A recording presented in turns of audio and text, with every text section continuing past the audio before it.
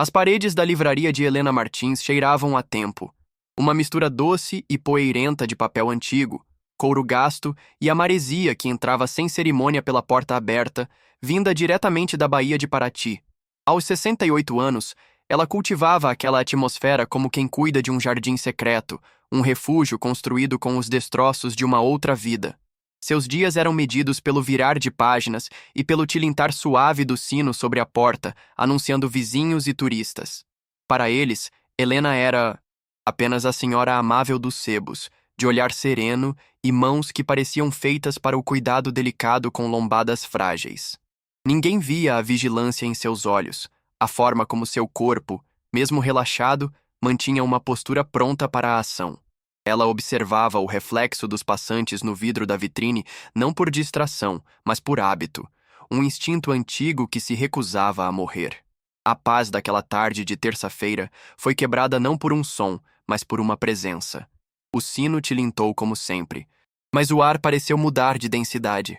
Um rapaz alto, de olhar inquieto e roupas inadequadas para o calor úmido da cidade, parou no centro da loja. Ele não olhava para os livros, olhava para ela. Helena sentiu um arrepio percorrer sua espinha, um calafrio que não vinha da brisa do mar. Era a sensação fria e familiar de ser um alvo, o sentimento que antecedia o perigo iminente. Ela pousou o livro que espanava sobre o balcão, seus dedos roçando a capa dura como se buscassem uma arma. O silêncio na pequena livraria tornou-se pesado, carregado com décadas de segredos. O rapaz deu um passo à frente, e o rangido do assoalho de madeira soou como um tiro no silêncio que ela tanto lutou para construir. Ele segurava uma pasta de couro surrada, e sua voz, quando finalmente falou, era firme, quase uma acusação. Helena Martins? Ele perguntou, embora fosse óbvio que sabia a resposta. Ela apenas assentiu, o coração batendo num ritmo que ela não sentia há anos, um tambor de guerra que ela pensava ter silenciado para sempre. O jovem abriu a pasta e tirou uma fotografia antiga desbotada pelo tempo. Nela, uma versão mais jovem de Helena sorria ao lado de outro agente. Um fantasma. O rapaz empurrou a foto sobre o balcão e cravou os olhos nos dela, a voz baixando para um sussurro carregado de urgência e dor. Meu avô não morreu em serviço. Ele foi assassinado pela agência, e a senhora estava lá. A frase pairou no ar, demolindo em segundos a fortaleza de paz que ela levou 20 anos para erguer. Antes de mergulharmos na história, escreva nos comentários de onde você está assistindo. É sempre emocionante saber até onde nossas histórias chegam. Helena Martins era uma mulher que vivia entre fantasmas, mas os fantasmas que a assombravam não faziam barulho. Eram silenciosos, impressos nas páginas dos livros que ela vendia. Cada romance de espionagem a fazia sorrir com um desprezo contido. A realidade era muito mais suja e infinitamente menos glamourosa. Sua livraria, mar de histórias, era mais do que um negócio, era uma fortaleza. Um bastião de silêncio e ordem erguido contra o caos de suas memórias. As prateleiras, organizadas por gênero e ordem alfabética com uma precisão quase militar, eram suas trincheiras. O aroma de café fresco que ela preparava todas as manhãs era sua pequena rebelião diária, um prazer simples e mundano que o seu antigo mundo jamais permitira. Ela se movia por entre os corredores estreitos com uma graça que desmentia sua idade. Cada gesto, deliberado, econômico, como se ainda estivesse a poupar energia para uma fuga que nunca aconteceria. A rotina era seu escudo. Acordar antes do sol, sentir o chão de madeira frio sob os pés, abrir as janelas para a névoa matinal de Paraty. Era uma liturgia de normalidade. Ela conhecia os seus clientes pelos nomes, sabia das suas dores, das suas pequenas alegrias. Dona Cida, que comprava romances para esquecer a viuvez. Seu Manuel, o pescador que só lia livros sobre o mar. Para eles, Helena era um porto seguro, uma ouvinte paciente. Mas por trás do sorriso amável, sua mente catalogava informações. O carro novo do vizinho, a discussão do casal na rua, o barco de pesca que saía sempre no mesmo horário. Eram dados inúteis, fragmentos de uma vida que ela escolhera, mas seu cérebro, treinado por décadas para identificar padrões e ameaças, não sabia como parar. Era um motor que continuava a funcionar, mesmo com o carro estacionado na garagem. Antes de ser Helena Martins, a dona de sebo, ela fora muitas outras. Annelise, a tradutora em Berlim. Chloé, a marchana em Paris. Nomes e vidas descartados como casacos velhos. O nome de batismo, aquele que seus pais lhe deram, estava enterrado tão fundo em sua memória que soava como o de uma estranha. Ela escolhera Helena para sua aposentadoria por causa da sua paixão secreta pela mitologia grega, uma paixão que ela nutria nos poucos momentos de solidão entre missões. Helena de Troia, a mulher cujo rosto lançou 1000 navios à guerra. A ironia não lhe passava despercebida. Ela também, em nome de uma causa, de um país, ajudara a lançar operações que destruíram vidas, famílias e nações. A diferença é que seu rosto jamais seria conhecido. Sua história jamais seria contada. No pequeno apartamento acima da loja, o passado se manifestava de formas mais concretas. Guardada no fundo de uma gaveta, havia uma pequena bússola de latão. Não apontava para o norte. Estava quebrada, travada para sempre na direção sudeste. Fora um presente de Ricardo, o colega cuja foto o neto agora lhe mostrava. Para que você sempre encontre o caminho de volta, ele dissera anos atrás, numa noite fria em Viena. Ela nunca mais o vira depois daquela missão fracassada. A agência informou que ele fora capturado, executado. Helena aceitou a versão oficial, como fora treinada para fazer. Questionar era trair. Mas todas as noites, antes de dormir, ela olhava para a pequena bússola e se perguntava se o caminho de volta dele também não teria sido destruído. Por dentro, como o dela, a serenidade de Helena era uma construção meticulosa, uma casa de cartas erguida sobre um terreno instável. O som de uma moto acelerando na rua de paralelepípedos a fazia enrijecer, o corpo instintivamente procurando cobertura. Um turista tirando uma foto com flash em sua direção a deixava momentaneamente cega e com o coração aos pulos. Eram reações viscerais, ecos de um tempo em que um flash poderia ser o prelúdio de um tiro e um som de motor, o prenúncio de uma perseguição. Seus vizinhos viam uma senhora calma, talvez um pouco reservada demais. Não viam a mulher que dormia com um sono leve, capaz de acordar com o menor ruído fora do padrão. A mulher cujo corpo ainda guardava o mapa de todas as cicatrizes, visíveis e invisíveis. Ela escolhera Paraty por ser o oposto de tudo que conhecera. Uma cidade presa no tempo, onde as marés ditavam o ritmo da vida, e as maiores preocupações eram a previsão do tempo e a próxima festa do divino. Era um lugar para se dissolver, para se tornar parte da paisagem. Ela aprendeu a gostar do ritmo lento, da previsibilidade. Aprendeu a conversar sobre trivialidades, a sorrir sem segundas intenções. Mas por vezes, ao caminhar pela areia da praia ao entardecer, sentia uma pontada de algo que se assemelhava à saudade. Não das missões, não do perigo, mas da certeza, da clareza de ter um propósito, por mais sombrio que fosse. A aposentadoria, ela descobrira, era uma espécie de limbo, uma existência sem um objetivo claro. Sua mente era sua maior arma e sua pior prisão. Décadas de treinamento em criptografia, análise comportamental e táticas de contra-inteligência não desapareciam com um decreto de aposentadoria. Ela lia os jornais não apenas pelas notícias, mas pelas entrelinhas, pelas informações que não estavam lá. Assistia aos noticiários políticos e identificava as mentiras, as manipulações, os jogos de poder com a facilidade de quem lê uma receita de bolo. Via o mundo através de uma lente que ninguém mais possuía, e isso a tornava profundamente solitária.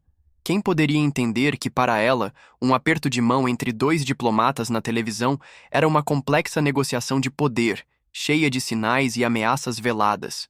Apesar da aparência frágil, Helena mantinha uma disciplina física rigorosa. Todas as manhãs no seu apartamento, antes de o mundo acordar, ela praticava uma série de exercícios que eram uma mistura de yoga e técnicas de defesa pessoal. Movimentos fluidos e silenciosos que mantinham seu corpo ágil e sua mente focada. Não era vaidade, era sobrevivência. Era o mesmo treinamento que lhe permitira escapar de um sequestro em Istambul e sobreviver a uma noite no deserto da Síria. As mãos que com tanto cuidado manuseavam livros raros ainda sabiam exatamente onde pressionar para neutralizar um agressor em segundos. Seus dedos finos e elegantes poderiam ser tão letais quanto uma arma. O conhecimento estava ali, adormecido, mas presente. E era essa a verdadeira natureza de Helena Martins.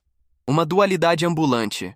A avó gentil que todos na cidadezinha colonial adoravam e a operadora de campo letal que o governo se esforçara para apagar dos registros.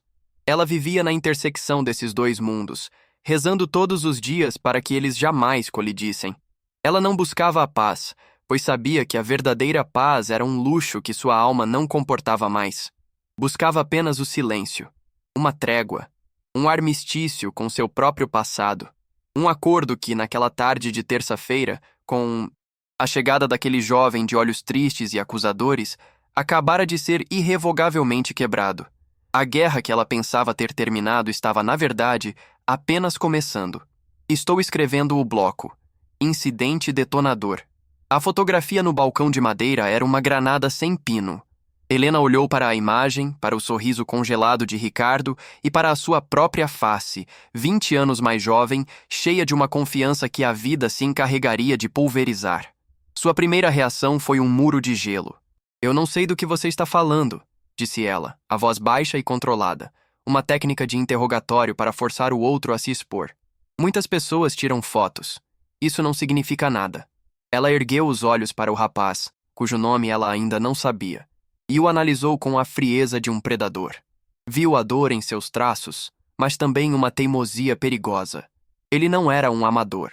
Havia preparação em seu discurso, uma convicção que não seria dissuadida com uma simples negação. Ela sentia o cheiro de problema, um problema grande demais para sua pequena loja. Meu nome é Léo, Leonardo Braga, ele disse, como se adivinhasse o cálculo mental dela. Meu avô era Ricardo Braga. Ele confiava na senhora. Ele a chamava de Atena, sua deusa da sabedoria. O codinome. Uma palavra que não era dita ou escrita há 2 décadas. Atingiu Helena como um soco no estômago, tirando-lhe o ar. Atena. Apenas Ricardo a chamava assim, uma brincadeira entre os dois por causa de sua paixão pela mitologia. A fachada de Helena começou a rachar. Seu olhar vacilou por uma fração de segundo, uma perda de controle que a aterrorizou. O rapaz percebeu. Ele se inclinou para a frente, a voz ainda um sussurro, mas agora carregada de uma certeza cortante. Ele deixou diários, criptografados. Levei anos, mas consegui decifrar partes. Ele sabia que eles viriam atrás dele. Ele só não esperava que a ordem viesse de dentro. Léo abriu sua pasta novamente e, com cuidado, colocou sobre o balcão uma folha de papel, plastificada. Era uma transcrição parcial de uma das últimas anotações de Ricardo. Nela, estavam descritos os detalhes da Operação Crepúsculo, o nome oficial da missão em Viena, que culminou na sua suposta morte.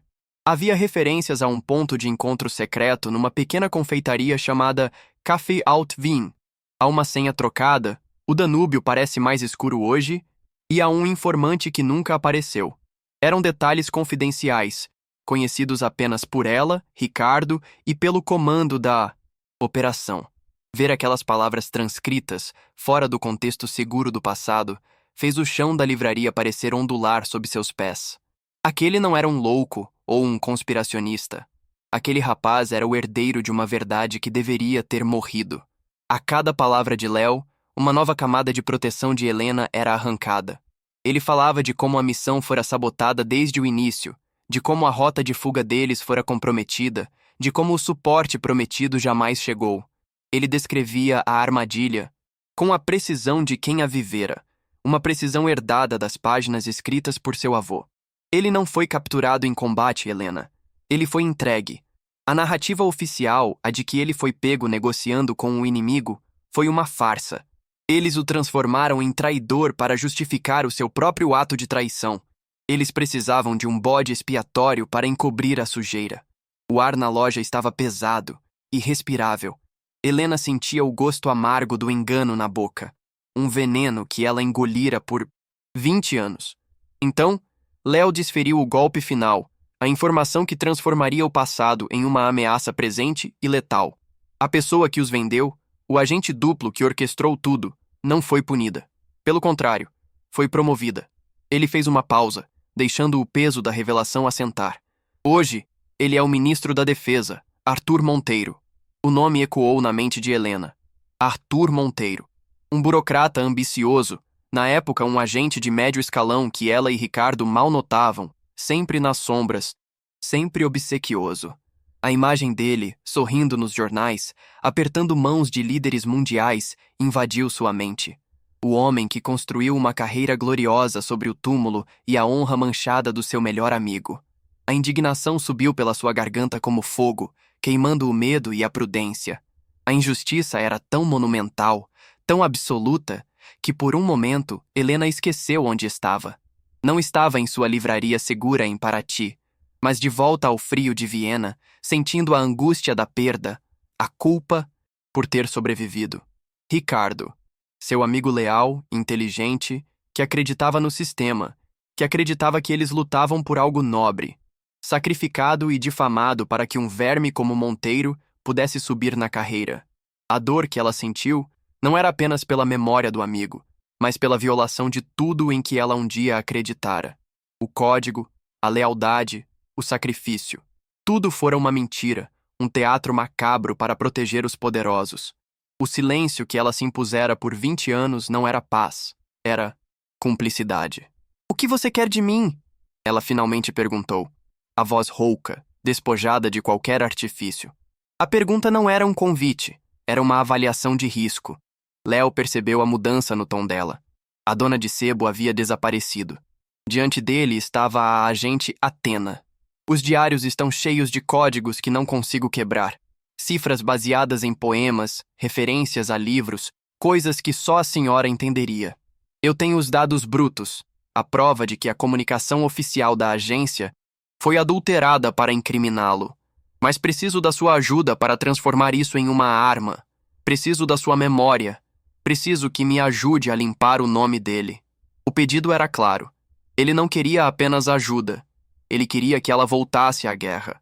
O instinto de autopreservação de Helena gritou. Ajudá-lo era suicídio. Monteiro era um dos homens mais poderosos do país, protegido pelo aparato de inteligência que ela mesma ajudara a construir. Eles seriam caçados e esmagados. Sua livraria, sua paz, sua própria vida seriam as primeiras baixas. Não, ela disse, a palavra saindo fria e pesada como uma pedra. Isso acabou para mim há muito tempo. Você não sabe com quem está lidando. Saia daqui. Leve suas histórias e desapareça. Esqueça que me encontrou. Sua recusa era uma parede de granito, forjada pelo medo e pelo desejo desesperado de sobreviver. Ela não podia, não iria voltar para aquele inferno. Léo a encarou, a decepção e a dor estampadas em seu rosto. Ele não discutiu, não implorou. Apenas assentiu lentamente, como se esperasse por aquela resposta. Ele recolheu suas coisas, a foto, a transcrição. Mas ao se virar para sair, deixou deliberadamente um único documento sobre o balcão.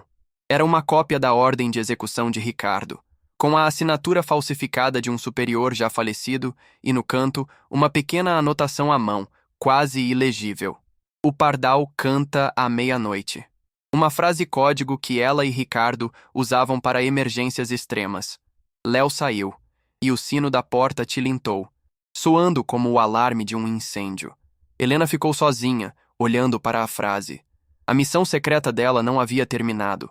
O incidente fora detonado, e a explosão já estava a caminho. Depois que Léo se foi, um silêncio denso e pesado tomou conta da livraria. Helena permaneceu imóvel por longos minutos, a mão pousada sobre o papel com a frase código. O pardal canta à meia-noite. Uma frase que significava perigo extremo, queima de arquivos, um sinal para desaparecer sem deixar rastros. Era a última mensagem de um homem morto. Ela amassou o papel, caminhou até a lata de lixo, a mão tremendo de raiva e medo. Mas não o jogou fora. Alisou-o de volta sobre o balcão. Jogá-lo fora seria como enterrar Ricardo pela segunda vez. A noite que se seguiu foi uma vigília. Cada rangido do assoalho antigo, cada som vindo da rua, era uma ameaça em potencial. O sono não veio. Sua fortaleza de paz se revelara uma prisão de vidro, e ela estava exposta. Na manhã seguinte, a primeira anomalia. Um exemplar de O Espião que Saiu do Frio, de John le Carré, que ela mantinha na seção de clássicos, estava na prateleira de poesia. Helena sentiu um gelo percorrer sua espinha. Somente ela sabia o significado daquele livro. Era o que ela e Ricardo liam e discutiam na época da academia de treinamento. Ninguém mais moveria aquele livro. Não era um erro de um cliente. Era uma mensagem, uma assinatura. Eles sabiam que Léo a encontrara. A dona de sebo desapareceu instantaneamente, dando lugar à agente. Com movimentos rápidos e precisos, ela fechou a loja, alegando uma emergência familiar a um vizinho curioso, e começou a varredura. Mãos experientes procurando por microfones, câmeras, qualquer sinal de vigilância. Ela não encontrou nada, o que era ainda mais assustador. Significava que eles eram bons. Tão bons quanto ela. A solidão era uma desvantagem tática. Helena precisava saber qual era o terreno em que pisava. Decidiu acionar um contato de emergência, um antigo instrutor da agência chamado Corvo, que se aposentara anos antes dela e vivia isolado em algum lugar nas montanhas de Minas Gerais.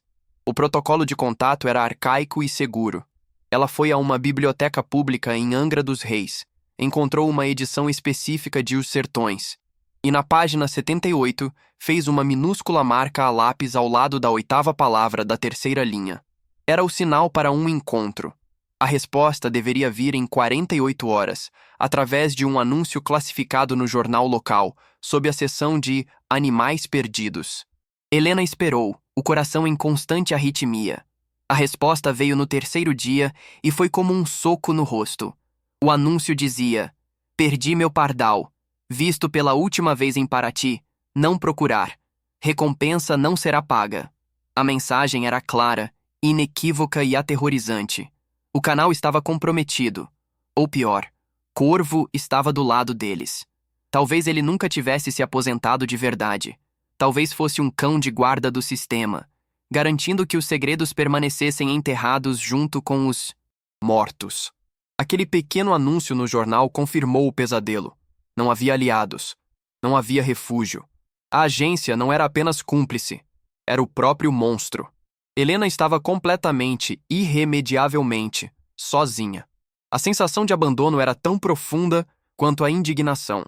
Léo ligou de um telefone público 2 dias depois, a voz tensa e apressada. "Eles estão em cima de mim, Helena. Um carro preto sempre a uma distância segura.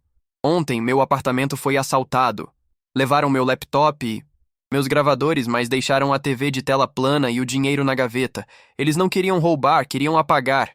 Helena ouvia, o telefone frio contra sua orelha, e reconhecia o roteiro. Intimidação psicológica nível 1. O objetivo era desestabilizar, induzir a paranoia, fazer o alvo duvidar da própria sanidade. Ela mesma já tinha coordenado operações idênticas no passado. Sentiu uma onda de náusea. A máquina que ela servira estava agora a moer o neto do seu amigo, e ela era a única que podia ouvi-lo gritar. "Meu editor me chamou hoje", continuou Léo, a voz quase um sussurro. "Disse que estou obcecado, perseguindo teorias da conspiração.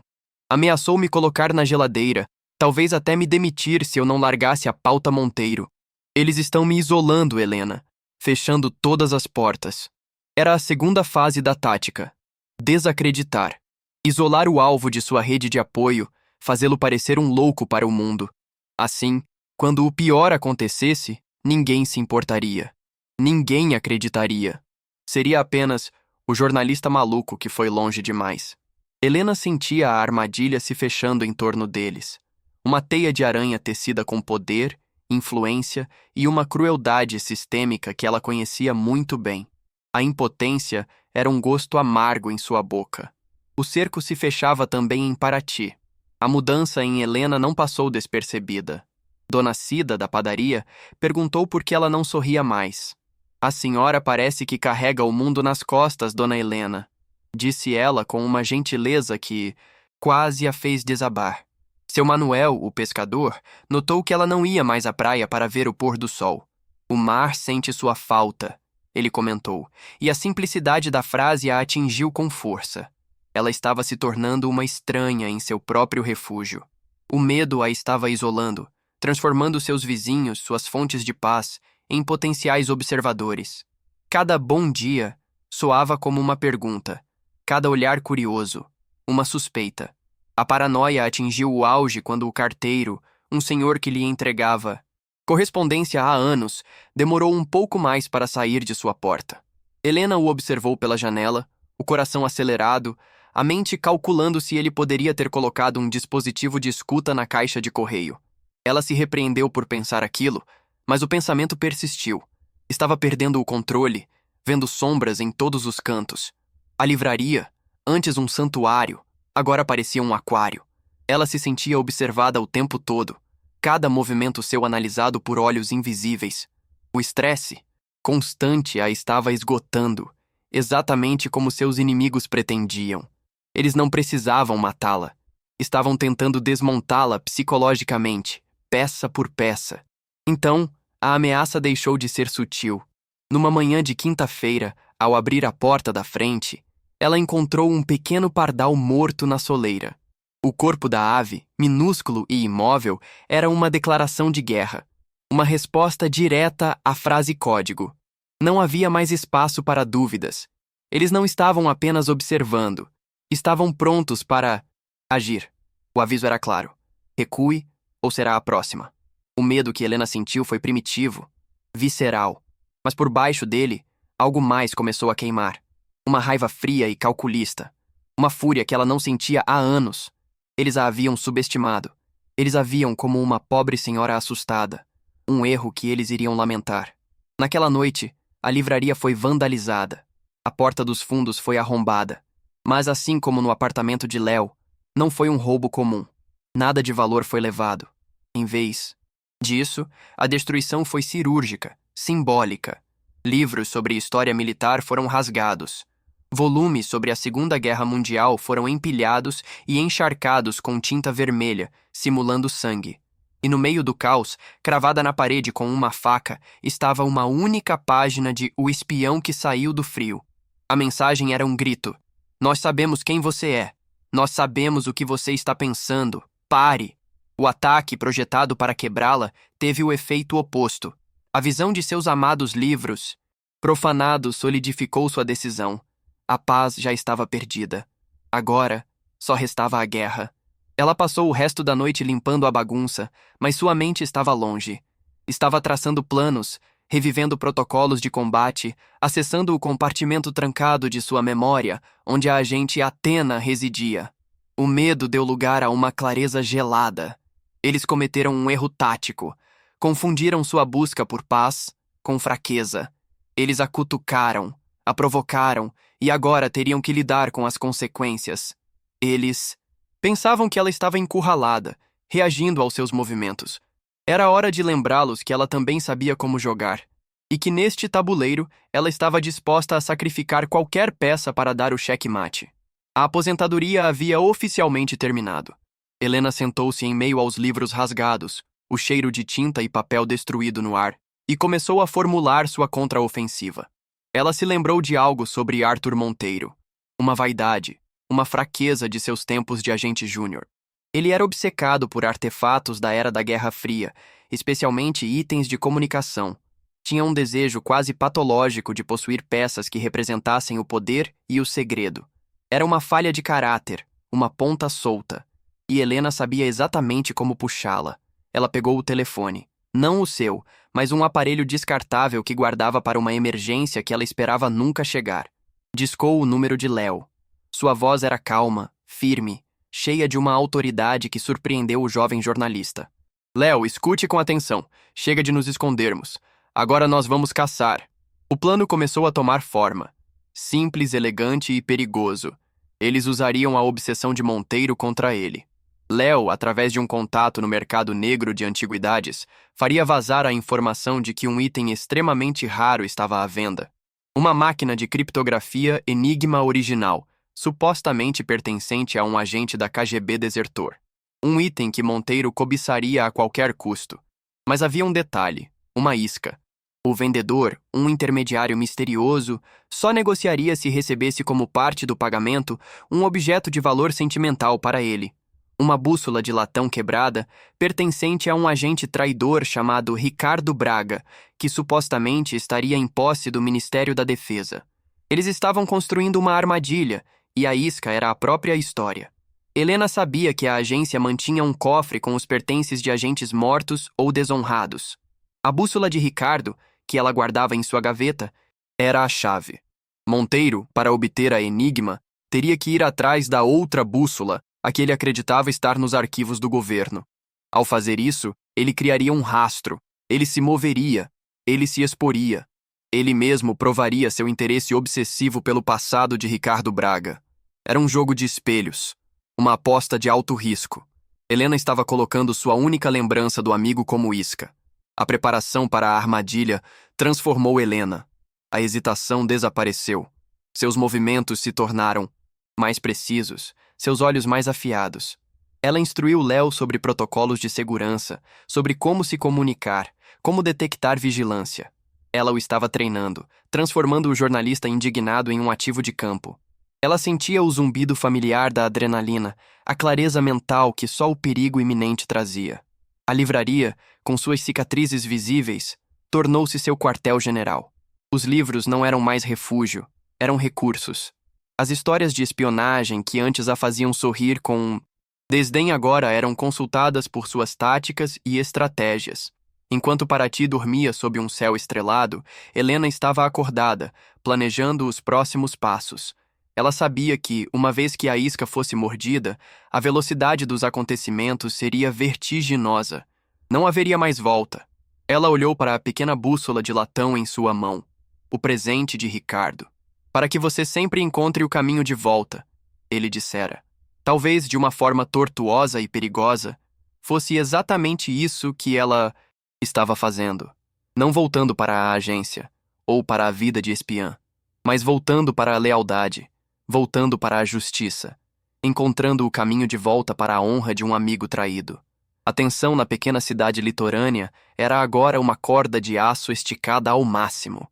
De um lado, um ministro poderoso e o aparato de segurança de um estado. Do outro, uma senhora de 68 anos e um jovem jornalista.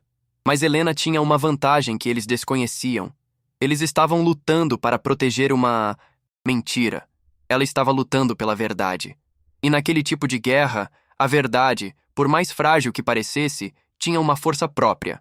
O pardal estava morto, mas a leoa havia despertado. A próxima fase não seria de reação, mas de ataque. E ela estava pronta.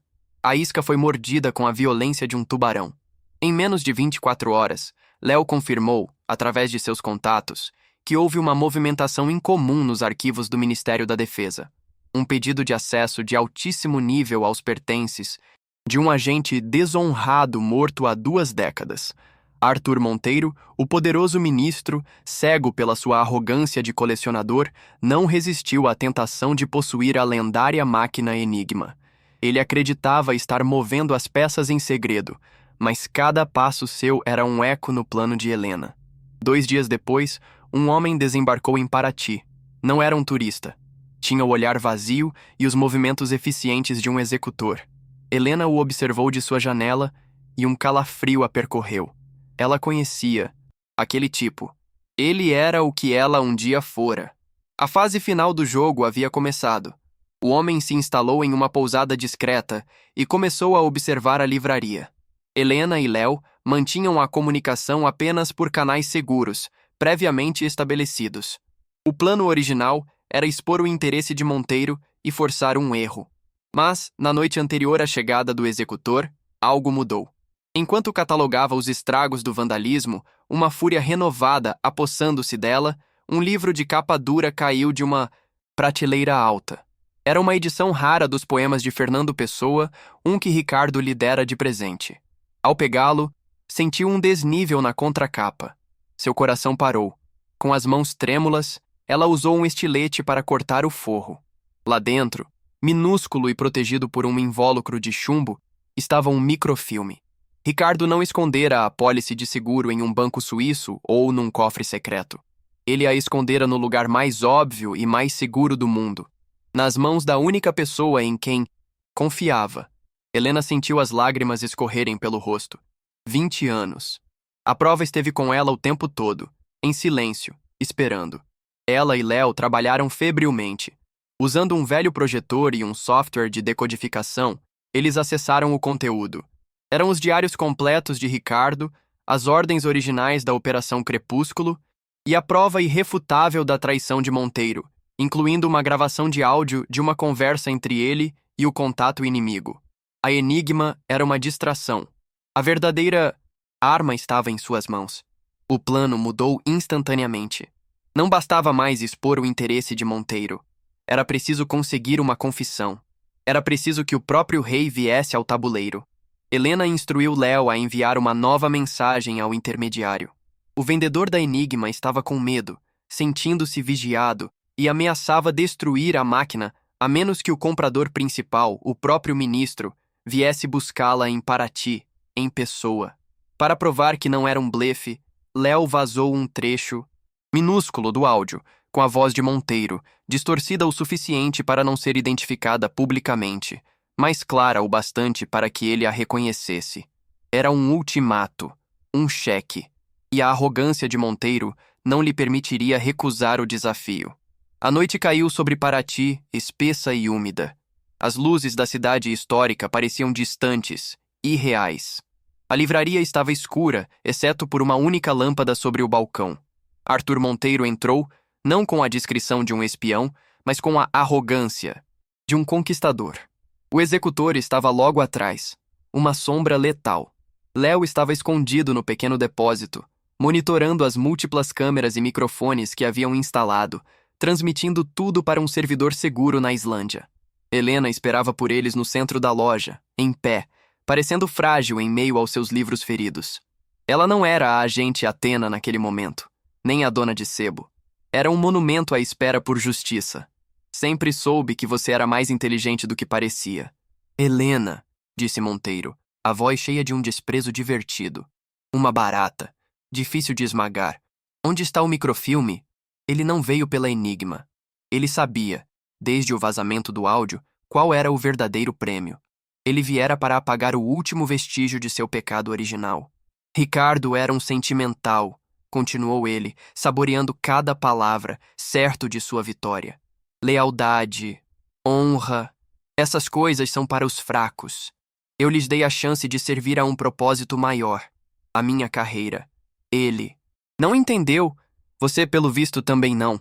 A confissão era descarada, proferida na segurança de que aquelas paredes seriam o túmulo daquela conversa. Helena o deixou falar. Deixou que ele se afogasse em seu próprio ego. Ela apontou para a edição de Fernando Pessoa sobre o balcão. Ele confiou em mim. Esse foi o seu erro de cálculo. Você achou que ele confiava no sistema, mas ele confiava em pessoas. O executor de Monteiro pegou o livro, verificou o compartimento, encontrou o microfilme e o entregou ao ministro. Monteiro sorriu, um sorriso de pura vitória. Um final poético. Agora, infelizmente, preciso encerrar este capítulo, de forma permanente.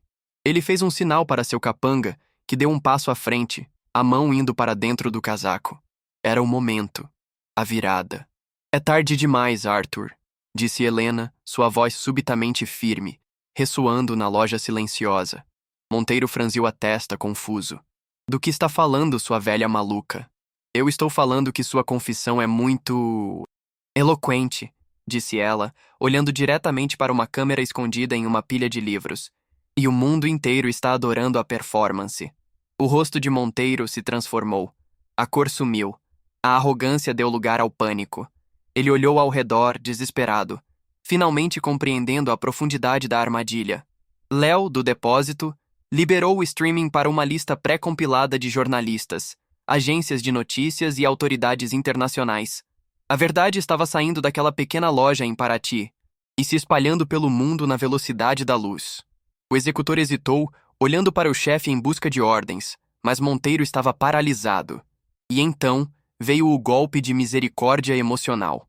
Helena pegou um pequeno gravador, conectado ao laptop de Léo, e apertou o play. A voz de Ricardo, clara e forte, encheu a sala. Não era um relatório, era uma mensagem pessoal, a última anotação do microfilme. Athena, se você está ouvindo isso, significa que eu não consegui voltar. Não lamente por mim, apenas não deixe que a mentira vença. Diga a eles que eu não os traí.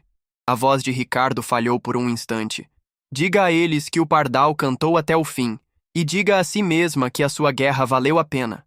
A voz de seu amigo morto ecoando na loja foi a gota d'água. A força de Monteiro se desfez completamente. Ele caiu de joelhos, um homem poderoso reduzido a nada, não pela tecnologia ou por uma arma, mas pela lealdade que ele tanto desprezava. Do lado de fora, os primeiros sons de sirenes começaram a se aproximar, rasgando a noite tranquila de Paraty. A polícia local, alertada anonimamente por Léo minutos antes, estava chegando. Não sabiam o que encontrariam, mas a transmissão ao vivo já se tornara um escândalo global. O checkmate não foi apenas tático. Foi moral. Foi poético. Enquanto as luzes vermelhas e azuis piscavam na vitrine, iluminando o rosto devastado de Monteiro, Helena permaneceu de pé. Ela não sentia euforia, nem mesmo alívio. Sentia apenas um profundo e melancólico senso de dever cumprido. Ela olhou para o livro de pessoas sobre o balcão, a capa rasgada, o esconderijo violado. A missão secreta de Ricardo, a sua própria missão, a missão de honrar uma amizade traída, finalmente havia terminado. A justiça, tardia e dolorosa, chegara à pequena livraria à beira-mar, não como uma abstração, mas como uma verdade transmitida ao vivo para o mundo inteiro ver. A cena final do clímax era de um contraste poderoso. O ministro, antes intocável, agora era apenas um criminoso. Exposto. Seu executor, um homem treinado para matar, estava parado, impotente, a violência inútil diante da magnitude da revelação. E Helena, a senhora que o sistema julgava aposentada e inofensiva, era a figura mais poderosa da sala. Ela não precisou levantar a voz, não precisou de uma arma. Sua arma era a verdade. E naquela noite, ela se provou mais cortante do que qualquer lâmina, mais barulhenta do que qualquer tiro. Se essa reviravolta te surpreendeu, me conta nos comentários qual parte mais te tocou até aqui. E segue comigo, porque ainda tem mais. Estou escrevendo o bloco. Desfecho emocional. O caos que se seguiu à chegada das sirenes foi, para Helena, um ruído distante. Enquanto a polícia, atônita, algemava um dos homens mais poderosos do país em sua pequena livraria, ela não olhava para ele. Seu olhar estava fixo na poeira que dançava no facho de luz da única lâmpada acesa. O mundo lá fora explodia em um frenesi de notícias e justiça. Mas dentro daquelas paredes, pela primeira vez em semanas, havia silêncio. Um silêncio pesado, cheio do eco dos eventos da noite, mas ainda assim, um silêncio. Quando levaram Monteiro, um homem quebrado e exposto, ela sentiu apenas o peso de 20 anos de uma vigília autoimposta finalmente se dissipar de seus ombros. Não era a alegria, era o fim. A exaustão profunda e avassaladora de um soldado ao final de uma guerra muito longa. A queda de Arthur Monteiro foi meteórica e brutal. A transmissão ao vivo se tornou a prova incontestável que detonou um dos maiores escândalos da história do país. A agência de inteligência foi submetida a uma devassa completa, revelando décadas de corrupção e acobertamento. Chefes rolaram, operações foram expostas e uma reforma estrutural foi imposta. Mas para Léo, a vitória mais importante veio uma semana depois, em uma coletiva de imprensa oficial. Um novo diretor, com o rosto sério, anunciou a anulação de todas as acusações contra o agente Ricardo Braga, restaurando sua honra, suas condecorações póstumas e emitindo um pedido formal de desculpas à sua família. Naquele momento, assistindo à TV, Léo abraçou a foto do avô, as lágrimas finalmente lavando a dor de uma vida inteira. A honra de Ricardo fora restaurada. A identidade de Helena, a agente Atena, foi revelada ao mundo. De um dia para o outro, sua livraria se tornou um ponto turístico. Vans de reportagem se alinharam na rua de paralelepípedos. Pessoas vinham de toda parte, não para comprar livros, mas para vislumbrar a espiã aposentada que derrubou um governo. Seu anonimato, o prêmio que ela se dera após uma vida nas sombras, foi perdido para sempre. No início, ela se sentiu nua, exposta. A paz que ela tanto valorizava fora sacrificada no altar da justiça. Ela perdeu o silêncio, a normalidade, a capacidade de ser apenas mais uma senhora na multidão. O preço da verdade fora a sua invisibilidade.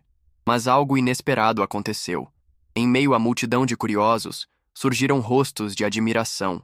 Um dia, uma jovem estudante de direito se aproximou dela, não para pedir uma foto, mas para segurar sua mão. Obrigada, disse a moça, com os olhos cheios de lágrimas. Obrigada por nos lembrar que vale a pena lutar, não importa a idade que se tenha. Foi então que Helena compreendeu a natureza de sua nova realidade. Ela havia perdido a paz do anonimato, mas ganhara algo infinitamente mais raro: um propósito. Ela não era mais uma relíquia de um passado secreto, mas um símbolo vivo de resistência e coragem. Sua história não era mais um fardo, mas uma inspiração. Aos poucos, Helena se adaptou. Ela reabriu a mar de histórias. A loja estava diferente, sempre com 1 ou 2 curiosos na porta, mas a alma do lugar permanecia. Ela continuou a vender seus livros, a tomar seu café, a conversar com os vizinhos.